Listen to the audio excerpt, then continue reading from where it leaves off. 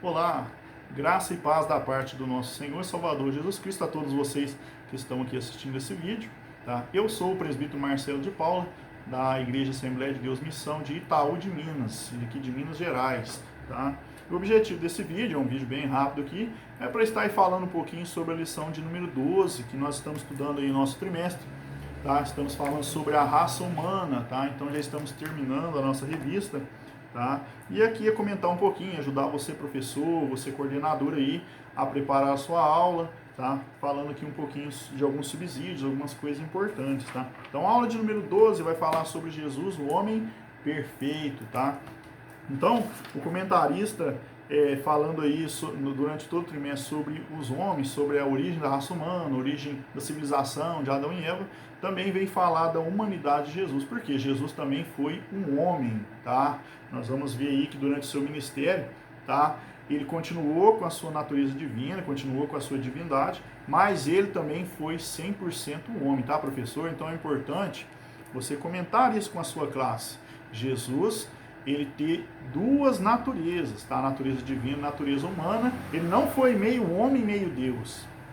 Não, 100% homem e 100% Deus, tá? Mostrando aí para nós o mistério, tá? Mas quando nós estudamos em Cristologia, que é a doutrina que estuda Jesus, que estuda Cristo, nós vemos isso aí em toda a Bíblia e nós aceitamos isso pela fé, tá? Então é importante você frisar isso. Na introdução da lição, o comentarista ainda fala que é importante frisar que as duas naturezas não tinham conflito entre si. Elas eram harmônicas, perfeitas. Então ele foi um homem perfeito. Tá? A única diferença entre nós e ele é que ele não tinha pecado, como nós temos. Tá? Porque ele foi gerado ali por Maria, por nascimento virginal, mas ele não nasceu de homem. Tá? Foi gerado pelo Espírito Santo, por um milagre ali da encarnação. Tá? É importante frisar isso, por isso que ele não tinha pecado. Tá? E isso não conflitou com a sua divindade, tá? Mas como que ele conseguiu ser Deus com corpo humano? Tá? O Emmanuel, Deus conosco. Ele se esvaziou da sua glória, tá? Então é importante você frisar isso. O primeiro tópico da lição fala Jesus, verdadeiro Deus, tá? Quando nós lemos a Bíblia, principalmente João, capítulo 1, nós vamos ver ali o apóstolo falando sobre a divindade de Jesus. Ele foi o que mais mostrou ali a divindade de Jesus no seu evangelho, tá?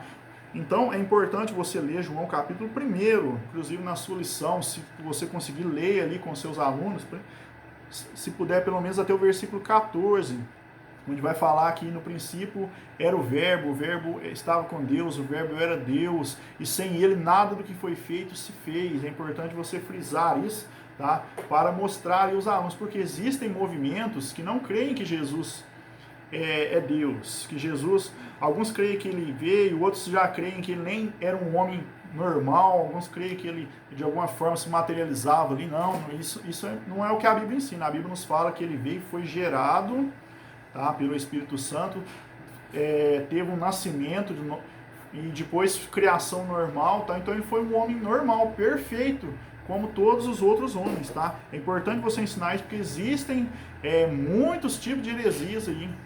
Igrejas que negam que Jesus é o Salvador, igrejas que negam que Jesus é o Senhor. E a Bíblia nos fala que todo aquele espírito que nega que Jesus veio em carne não é de Deus, tá? Está lá em 1 João capítulo 4, no versículo 3, tá? Então, na eternidade, o capítulo 1 de João vai falar da eternidade de Jesus, que ele esteve atuando já na criação do mundo, tá? Então, é importante nós entendermos isso aí. Ele estava com o Pai antes da criação do mundo e ali ajudou em tudo ali.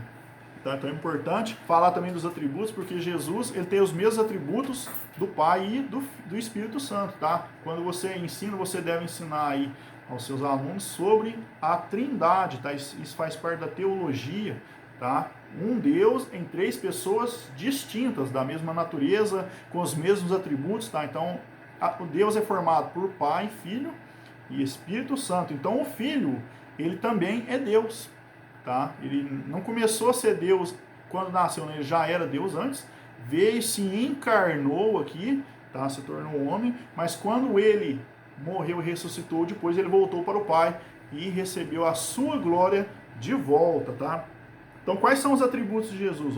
Onipotente, onipresente, onisciente, tá? Os mesmos que o Pai e o Espírito Santo têm. Também é imutável, eterno, tá? Imanente. O que é o atributo da imanência? Que ele criou o mundo, mas ele não abandonou o mundo, ele participa do mundo, tá? Ele está envolvido com o mundo, preocupado com o mundo. Se ele não fosse preocupado com o homem, ele não teria vindo para morrer, para dar a sua vida por nós, tá? Então é importante falar desses atributos. Ele não perdeu os seus atributos ao se encarnar, ao se tornar homem.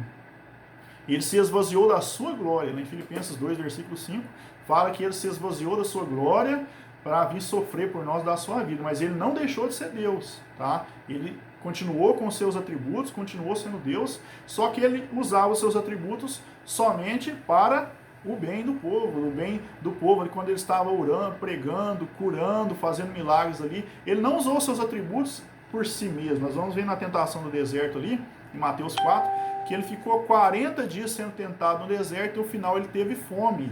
E foi por isso que o diabo tentou ele. Você está com fome? Transforma essas pedras em pães. Nós vamos ver que ele não fez isso. Ele não usou seus atributos em seu próprio benefício.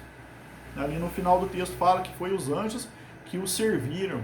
Tá? Então é importante falar que ele se esvaziou da sua glória. Lá em João tem a oração onde ele ora ao Pai pedindo que devolva a glória que ele tinha antes de vir. Mas nós vamos ver ali que ele não estava orando pedindo de novo a divindade, porque ele já era Deus ali, ele era 100% homem, 100% Deus. O que ele estava pedindo a Deus era que passasse logo esse sofrimento, ele voltasse para junto do Pai ali, ficando junto com ele, com a sua glória novamente. Tá? Foi o que aconteceu depois que ele morreu, ressuscitou, ficou 40 dias aqui na terra e foi levado aos céus, e hoje está à direita do Pai, intercedendo por nós. Então é importante nós falarmos isso aí, que ele trabalhou, né, antes da criação, trabalhou aqui no seu ministério e trabalha hoje intercedendo por nós e vai continuar trabalhando. Nós estamos aguardando a vinda do Senhor Jesus, né, nós sabemos que ele vai vir para arrebatar a sua igreja. Tá, uma vinda secreta, que a única coisa que Jesus falou para nós vigiarmos e orarmos, porque o tempo está próximo. Tá? Então, nesse momento é importante você falar para os seus alunos ficarem preparados, porque Jesus ele está às portas e ele virá em breve. A partir do momento que Jesus vir, vai começar aqui na terra a grande tribulação. A grande tribulação será um período que nunca houve aqui na terra, de sofrimento, de grande aflição. Tá? Isso a gente vê em Daniel, o profeta Daniel, ele teve a revelação de 70 semanas que estavam determinadas. 70 semanas de 7 anos, tá? Não de 7 dias. E se cumpriram 69 semanas. O próprio texto lá, você lê depois, tá? Você vai ver que se cumpriram ali 69 semanas. Falta uma semana para completar as 70. E essa semana de 7 anos se cumprirá na grande tribulação, tá? Que será de 3 anos e meio. Uma falsa paz, em que o anticristo, o falso profeta, estarão aqui com a falsa paz, convencerão Israel ali a fazerem acordo, tá? E no final da grande tribulação ele se revelará aí como o homem do pecado, igual já estudamos na lição que fala do homem do pecado. E Deus também mandará todas as pragas ali que estão em Apocalipse. Será um período triste, cruel, tá? Então é necessário estarmos orando, vigiando, porque Jesus está às portas, tá? Não é momento nós ficarmos preparando, não. Já temos que estar preparados, porque Jesus pode vir a qualquer momento. Jesus depois estará com a sua igreja durante esses 7 anos nas bodas do Cordeiro, o tribunal de Cristo ali, para galardoar ali os seus servos, tá? E no final da grande tribulação, quando o anticristo ali encurralar Israel, achando que agora eu vou destruir o povo de Deus, estão encurralados aqui, a Bíblia fala em Apocalipse 19 que Jesus virá dos céus, montado em um cavalo branco, todo olho o verá, e ele destruirá o anticristo e o falso profeta. E vai lançar os dois no lago de fogo e enxofre, julgará as nações e ele implantará o seu reino milenial. Serão 1000 anos em que Jesus governará aqui na terra. Tá? Está em Apocalipse 20, você, professor, pode comentar isso na sua lição, durante a sua aula, ler o texto bíblico. Ele governará 1000 anos aqui, tá? Um reinado como nunca houve, tá? Será totalmente diferente, porque em Daniel nos mostra uma grande rocha que não foi cortada por mãos, e ele vai bater nos pés da estátua que o rei Nabucodonosor viu, e destruirá ela, e vai se esmiuçar, e o vento levará todo aquele pó. Quer dizer, e depois aquela pedra se tornará um grande monte que encherá toda a terra, falando de Jesus, que é a rocha, e ele terá um reino que governará por toda a terra, destruirá o sistema que já vem desde a época da Babilônia, tá? Isso aí é bem importante também para você ver. Depois desse milênio, Satanás será solto, porque ele estará preso durante os 1000 anos, e enganará as nações ali, sairá ali enganando, tá? Só que ele achará que vai tentar ganhar de Deus ali, ele nunca desiste de tentar lutar contra Deus, e infelizmente ele perderá ali, será lançado definitivamente no lago de fogo e enxofre, e Jesus depois estará ali julgando no grande trono branco, tá? Virá o juízo final. A Bíblia nos fala que o Pai a ninguém julga, mas deu ao Filho todo o juízo. Então, o próprio Senhor Jesus julgará todas as pessoas ali no grande trono branco, tá? E depois que ele julgar, que terminar tudo ali, ele devolverá o reino ao Pai, dos novos céus, da nova terra, Nova Jerusalém. Isso você vê lá em Apocalipse 21, 22, tá? É importante você ver. Então, Jesus, ele sempre atuou e sempre atuará, tá? Como Deus também, tá? Porque ele faz parte da Trindade, do Pai, do Filho e do Espírito Santo, e todos os três trabalham para a nossa salvação. Tá? É importante você falar isso. O segundo tópico fala de Jesus, o verdadeiro homem, tá? Por quê? Porque a partir do momento que ele veio, quando chegou à plenitude dos tempos, ele teve um nascimento ali, foi gerado pelo Espírito Santo e nasceu como um homem comum. Como assim? Ele poderia sofrer, ter fome, sono, cansaço. Teve um momento que ele sofreu grande angústia lá no Getsêmani. Quando bateram em Jesus, rasgou sua carne, sangrou na cruz. Então, um homem comum. A única diferença é que ele não tinha pecado. Foi profetizado em todo o Antigo Testamento ali a sua vinda, tá? Então, desde Gênesis 3,15, onde a Bíblia, Deus promete para Adão e Eva que a semente da mulher esmagaria a cabeça da serpente, já vem ali várias e várias profecias falando sobre Jesus, tá? Uma coisa que é importante, lá em Gálatas fala que ele veio na plenitude dos tempos. Então, o momento que Jesus veio era o momento certo, era o momento que deveria vir mesmo ali, tá? Porque estava tudo preparado ali. Em Israel havia sinagogas para todo lado, em todas as cidades. Havia ali a língua grega, que foi deixada pelo Império Grego, tá? Então, Jesus falava o grego naquela época, tá? Inclusive, todo o Novo Testamento foi escrito em grego, tá? O Antigo Testamento é escrito em hebraico, algumas partes em aramaico, e o Novo Testamento em grego. Jesus falava a linguagem grega, tá? É importante também aí saber disso, tá? E na época que ele veio, quem dominava Israel era o Império Romano, tá? O Império Romano tinha estradas muito boas, ligavam aí as cidades, as regiões, de uma forma que o acesso era rápido. Então isso foi uma coisa boa para que o evangelho se espalhasse pelas nações. Tá? Quando veio a perseguição em Jerusalém ali, que os apóstolos tiveram que ir embora de Jerusalém, eles conseguiram ali esparramar logo o evangelho pelas regiões, porque tinha ali as boas estradas, tá? E Jesus, quando ele veio em seu ministério, ele não foi aceito pelo seu próprio povo. Mas por que ele não foi aceito se foi profetizado, eles sabiam que o Messias ia vir, e até hoje eles estão esperando esse Messias. Tá? Se você for em Israel hoje, eles esperam o Messias até hoje. Tá? Estão clamando por um Messias, e será aí que o anticristo vai pegar Israel ali fazendo uma falsa aliança. Mas por que eles não receberam ele? Porque eles esperavam o Messias libertador, esperavam o Messias ali que libertasse eles da opressão de Roma. Tá? E Jesus não veio naquela época como rei, ele veio como servo para morrer, para libertar o homem do pecado. Um dia ele será rei na terra, é o período que eu falei para vocês em Apocalipse 20, tá? Em que ele governará na terra. Hoje ele já é o rei dos reis nos céus, tá? Mas ele reinará aqui na terra, tá? E eles esperavam que ele reinasse naquela época, né? Então naquela época ele não veio para ser um rei, tá? Ele veio para morrer por nós, é o que nós precisamos, de libertação do pecado, tá? Por isso que eles não aceitaram ele, tá? João mesmo, o apóstolo, falou que ele veio para os que eram seus, e os seus não receberam, tá? Então, é importante também frisar, algum aluno pode perguntar, por que não aceitam Jesus? Porque eles não sabiam que Jesus viria assim, eles esperavam ele de outra forma, tá?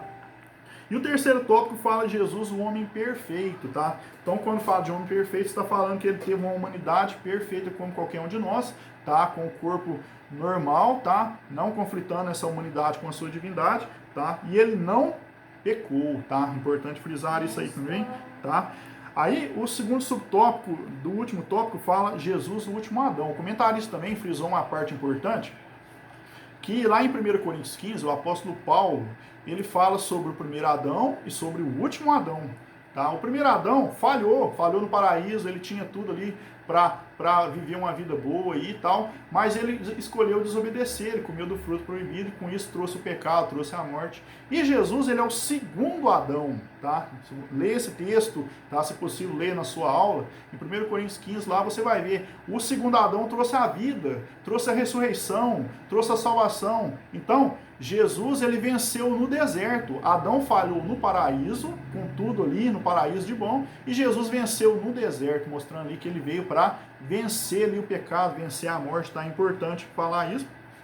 E Jesus aqui na terra, ele foi perfeito, tanto em espiritual como moral. Jesus não se corrompeu, Jesus não se vendeu, Jesus, ele foi fiel à sua missão, ele resistiu, ele não pecou, ele foi até a morte ali, até a cruz, para que nós tivéssemos vida. Então, é importante você frisar bem essa parte da cristologia entre a humanidade de Jesus, a sua divindade, tá? E tudo que nós falamos, tá? E concluindo aí que nós devemos hoje olhar para Jesus, o autor e consumador da nossa fé, tá? Jesus foi o nosso exemplo como homem, tá? Então você não deve olhar para o homem que falha, que se corrompe, que peca, não. Olhe para Jesus. Em Hebreus fala que nós devemos olhar para Jesus, o autor e consumador da nossa fé, tá? Que suportou a afronta, que suportou a cruz, mas venceu, e nós vamos vencer com ele também, tá? Porque em breve ele virá para nos levar. Tá? Então, professor, esses são alguns subsídios da lição. Você pode usar aí o livro de apoio, tá? Que a CPAD também disponibiliza. Tá? O livro de apoio tem algumas coisas a mais aí, ajuda muito na sua lição. E você, professor, é importante ter conhecimento aprofundado em teologia sistemática. Tá? Eu, por exemplo, tenho 2 livros aqui que ajudam muito, tá? Nas lições ali. Por exemplo, tem o Teologia Sistemática do Stanley Orton, tá? Inclusive tem muitos subsídios nas revistas que pegam texto desse livro, tá? Então ele é um livro completo, tá? Fala sobre todas as doutrinas da Bíblia. É importante você conhecer a doutrina do pecado, a doutrina do homem, a doutrina do Espírito Santo, da escatologia, tá? A angelologia. Por quê? Porque sempre vão cair nas lições falando alguma coisa, tá? Tem também a teologia pentecostal, tá? A teologia sistemática pentecostal, que é a brasileira, escrita pelos comentaristas das nossas lições bíblicas, é muito boa.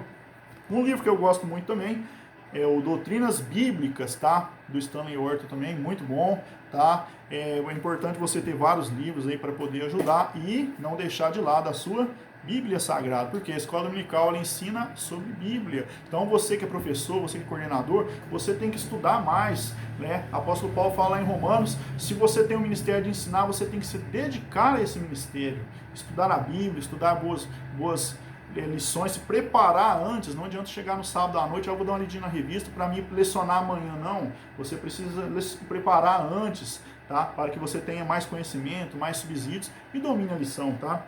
Então a gente se vê aí no próximo vídeo, tá? Onde estaremos aí falando da última lição, tá? Dessa revista, e já estaremos também mostrando a nova revista que vai estudar sobre a igreja eleita, estudando sobre a carta de Paulo aos Efésios. Então, Deus abençoe você que assistiu até aqui, que ficou conosco, tá? E nós temos um encontro no próximo vídeo. Deus abençoe você, boa aula aí, em nome do Senhor Jesus. Até a próxima. Amém.